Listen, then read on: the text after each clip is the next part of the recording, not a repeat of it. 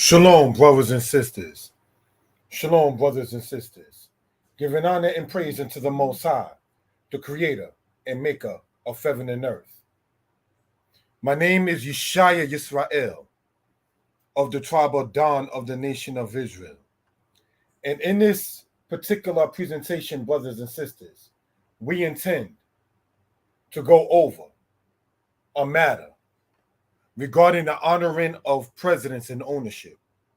Now, brothers and sisters, when we say honoring of presidents and ownership, what we're talking about is, sadly, the ownership that they had over us as a people. We ask you all to subscribe to the channel, to comment, to like, and to share. I do not, brothers and sisters, profess to know everything. And yes, I am open to constructive criticism. So, brothers and sisters, as is the custom, I'm going to shut down, brothers and sisters, the particular matter of the camera, right? And going to share, if we will, with the screen share, the particular PowerPoint. These things under a series called History Not for the Novice, or so. Brothers and sisters, is intended to bring about a matter so that way our people and people in general will want to learn history, like history, and whether or not it is pleasant or not, let the truth be known for what it is. Each of these in this series regarding the honoring of presidents and ownership is going to be 10 slides each. So we ask you all to subscribe to the channel and to comment, to like, and to share, brothers and sisters. And in doing so, we ask you all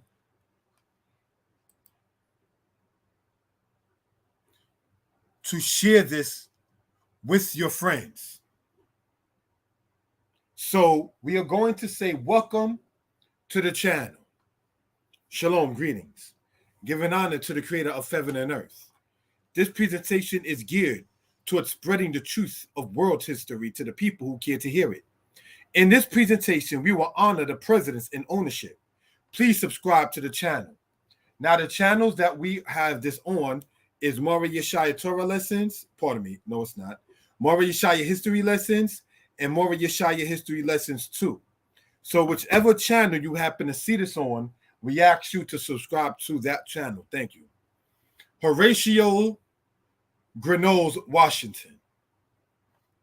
Now, what are we looking at right here, brothers and sisters?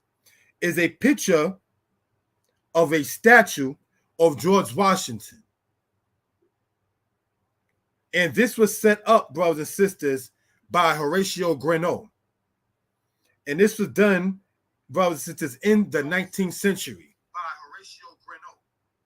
And we want to point something out in this. This statue of Washington was completed in 1840 and is now in the National Museum of American History. This is not far different than that of the Baphomet-like pose, and is said to have ties to Freemasons in appearance. So, brothers and sisters, let us look at this in this particular case. Horatio Grenoble, Washington, right? What is the difference in this particular statue, if we will, here, and if we will, brothers and sisters, who know about the matter of the Baphomet thing and the pose of such? What is the sculptor attempting to convey in this kind of message? Next slide. Get your pens and your pads out, brothers and sisters. Elizabeth Lomax in A Reason to Read. Elizabeth Lomax was the daughter of a slave owner. While she is said to have deplored slavery, she also felt that white people were intellectually supreme to others, feeling too that black people who were free did not know how to rule their lives. She felt that slaves were happy. Now, brothers and sisters, in the 19th century, we have it here. Leads from an old Washington diary. Elizabeth Lindsay Lomax. And in her diary, she spoke about what we just went over, that she herself was not endorsing slavery, but felt that Black people in her day and time who were free were not mentally equipped to handle their own lives. See, brothers and sisters, what we want to point out in this point is just to show how we as a people were viewed. Kind of sad, if we will. Next part. William Cochran. When William Cochran, saw the election of 1860 and Lincoln's win, he knew that it was not, quote, good for Washington. Now, when we say Washington, we're talking about Washington, D.C. He was a slave master himself who freed the slaves in 1856. His daughter Louise was married to a person of the South, so his heart too went toward the Confederacy. He felt slavery was what you would call states' rights. In other words, each state should be able to choose whether or not they wanted to be what they would call a free state or a slave state. Now, why does this become important in the honoring of presence and ownership? This particular gentleman that you see right there was a slave master until he decided to free them in 1856. Nonetheless, when the Civil War broke out, the election of Lincoln and things of that nature, he also felt, while after freeing his slaves, that was not, quote, a good look for Washington, knowing the kind of matter that Washington depended upon slavery. Let's go on, family. Rose O'Neal Greenhow. She was a spy for the Confederate Army. She too honored John Calhoun, who is known for saying that slavery is a positive good, not an evil. She married a Virginian named Robert Greenhow. Dolly Madison, the wife of James Madison, did that, quote, hookup between Rose O'Neal and a gentleman named Robert Greenhow. She wanted to have Cuba annexed as the slave interests were vast. Now, when you go in your own time into a book called The Slave Trade by Hugh Thomas, it talks about how even in the 1830s, the Portuguese working as slave traders in Cuba used to sit there and sell Black people as slaves in downtown Manhattan.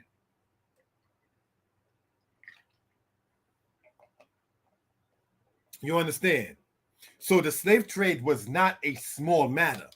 And when they try to sit there and say, well, only 5% of people were slave owners, I find that hard to swallow and believe, because Mississippi and Texas stated that the reason why they are in the spirit to succeed from the Union is the state's rights about owning slaves. So if they're talking about only 5% of the people in the South own slaves, then why will a whole state leave a country based on that low percentage? Why Jefferson Davis was still endorsing slavery during the Civil War?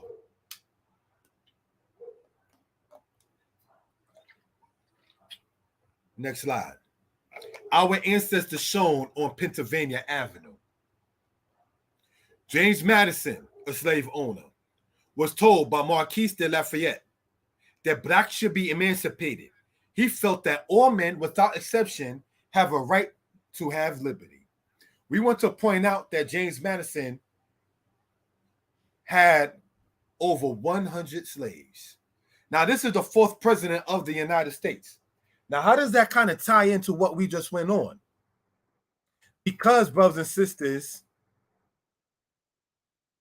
Rose O'Neal, who was a Confederate spy, was friends with Dolly Madison, the wife of James Madison. Rose O'Neal and Robert Greenhow became a couple through today's terminology of Dolly Madison hooking them up and pushing them to become a couple. So that right there goes to show what was being done in that particular case. Dolly Madison in a matter of a 15-year-old. Dolly Madison, a wife to a slave master, James Madison. He too was the fourth president of the United States. While she referred to their slaves as, quote, her people, she had no problem selling them as, quote, property. Ellen Stewart, at age 15, ran away when Dolly was going to sell her, but her mother was sold instead. Ellen Stewart was a 15-year-old who, when a particular gentleman walked into the house of Dolly Madison, he was known as a person that was into buying slaves. And so she, being 15 years old at that time, ran away. Did you know, sadly, that there are records?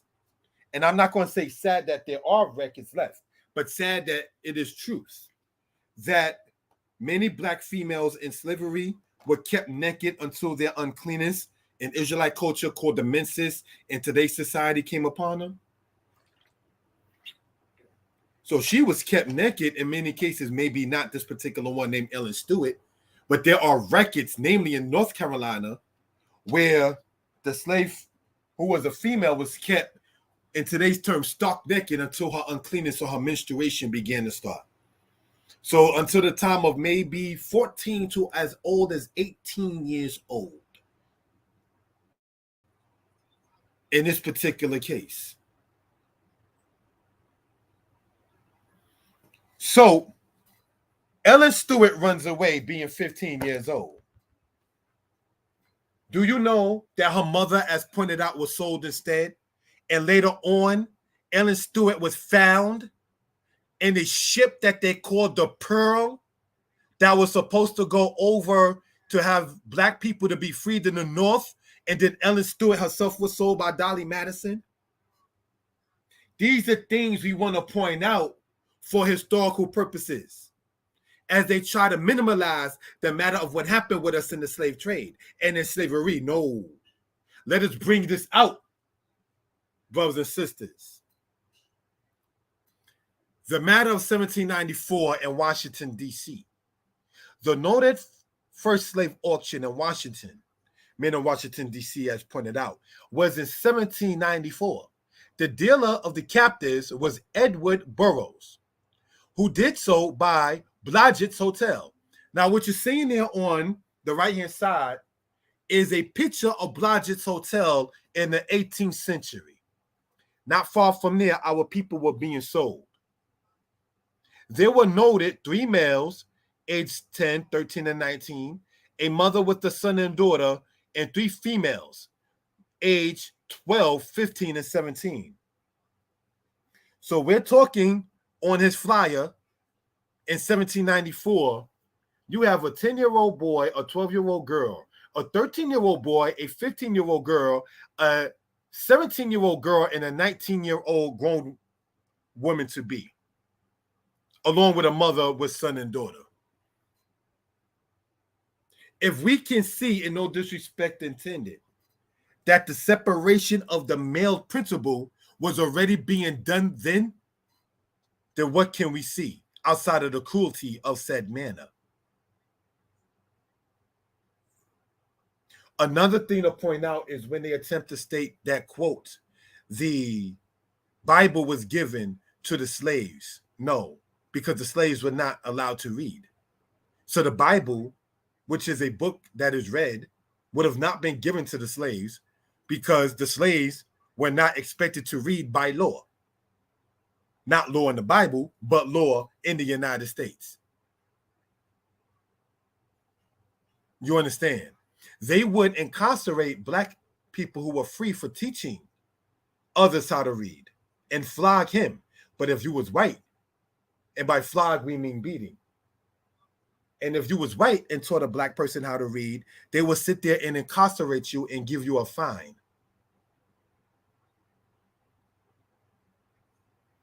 So let's continue on in this particular case. New York in the matter with England. Bankers in New York City funded plantation owners. In the South, millions of bales of cotton fibers left the ports of Charleston, which is in South Carolina, Savannah, which is in Georgia, and New Orleans, which is in Louisiana, for New York.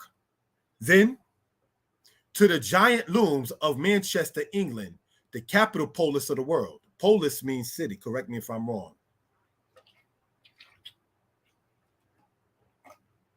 So the cotton that our ancestors picked in Georgia, Louisiana, and South Carolina was sent to New York. And then from there, the bakers had it sent over to Manchester, England. See, even though Thomas Jefferson, and we're going to touch on him the next time we talk about the owners and being honored as presidents or presidents in honor of ownership, we're going to touch on Thomas Jefferson next time, brothers and sisters. But what we're going to get into right now is that he was responsible, brothers and sisters, when you read the book that I wrote called Deuteronomy 28, 15 to 68, History Untold to the Masses, you can get that online and the link will be in the description. That the international slave trade should cease, brothers and sisters. But the produce, the benefit that the slave masters got in that did not cease, brothers and sisters. And that is something that we want to point out for edification purposes. Bankers in New York City. So are we talking about Chase Bank, Chemical Bank as it was known in some time past? Citibank, this bank, that bank, the World Bank was financed through slavery. So when they try to tell us, family, that only 5% of the people in the South own slaves, how can bakers in New York City send bales of cotton to Manchester, England, the cotton city of the world, only from 5% within the United States? That does not make any sense. Especially once we know, family, that not only cotton was done in the South, so was tobacco. So were black men being used as steering horses. So were black men being used as bucks. And by bucks, we're talking about black men who were used just to make other babies for slaves. Next slide, and we're going to begin to close out. Washington, D.C. in a matter with slavery. By the 1830s, cotton plantations in the Deep South were dictating the economics of slavery in Washington, D.C. This, of course, made the lives of the slaves much harder. A slave in a cotton field was expected to pick 200 pounds of cotton a day. And I want to sit there and show this as a correction. And work, sorry, not word. My fault for that, only human. And work for about 3,000 hours a year. So, brothers and sisters, a slave was expected to pick 200 pounds of cotton a day. Do you know how much cotton that is? Because you know cotton doesn't really have much weight to it. You can put cotton, a ball of cotton, on a newborn baby's stomach and it will not hurt the baby by weight. So if a person was expected to pick 200 pounds of it a day, we know how rigorous it was for us as a people. So brothers and sisters, this is not to spread anything as in sadness, but we don't want this kind of thing to be swept under the rug. The Hidden History of New York, A Guide for Black Folks by Tinga Apita.